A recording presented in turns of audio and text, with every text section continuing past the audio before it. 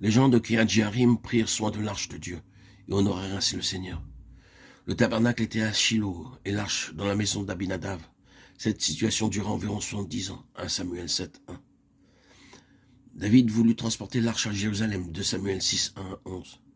L'arche dans la maison d'Obed-Édom y demeura, 1 Chronique chapitre 13. Puis, 1 Chronique chapitre 15, l'arrivée de l'arche à Jérusalem.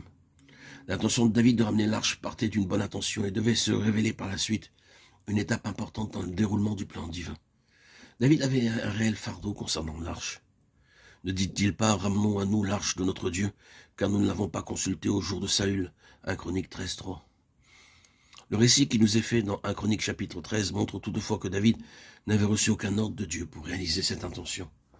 Ceci explique son manque d'assurance intérieure à l'égard de cette chose, son langage rendant évident l'absence de révélation.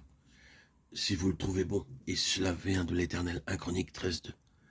Quoique l'assemblée était d'accord et que la chose paraissait convenable, l'arche fut placée sur un char neuf, comme avaient fait les Philistins bien des années auparavant. Tout cela se fit avec beaucoup de zèle, avec des danses, des chants, au son des instruments de musique. Mais lorsqu'ils furent arrivés à l'ère de Kidon, Uza étendit sa main pour saisir l'arche parce que les bœufs avaient glissé. La colère de Dieu tomba sur Uza, que l'Éternel frappa de mort parce qu'il avait étendu sa main sur l'arche. David en fut irrité et il eut peur de Dieu en ce jour-là et dit « Comment ferais-je entrer chez moi l'arche de Dieu » 1 Chronique 13, 11. C'est ainsi qu'il fit conduire l'arche dans la maison d'Obed-Édom, de Gath. Il en résulta des bénédictions pour la maison d'Obed-Édom. L'Éternel bénit la maison d'Obed-Édom et tout ce qui lui appartenait. 1 Chronique 13, 14. Dans ce récit, deux choses nous sont montrées.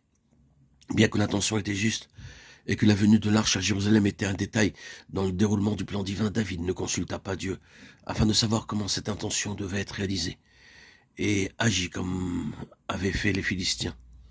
Que Dieu ne châtia pas parce qu'ils étaient des incirconcis, mais il ne pouvait passer sous silence la façon de faire de son serviteur.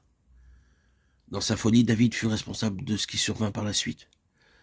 Ceci montre que si nous n'apprenons pas à consulter Dieu afin de nous assurer quant à l'origine de nos pensées et intentions aussi excellentes qu'elles puissent être, et que nous ne nous attendons pas à lui afin de connaître comment il veut que nous réalisions les choses, nous introduisons notre sagesse naturelle, et par elle, la stérilité spirituelle.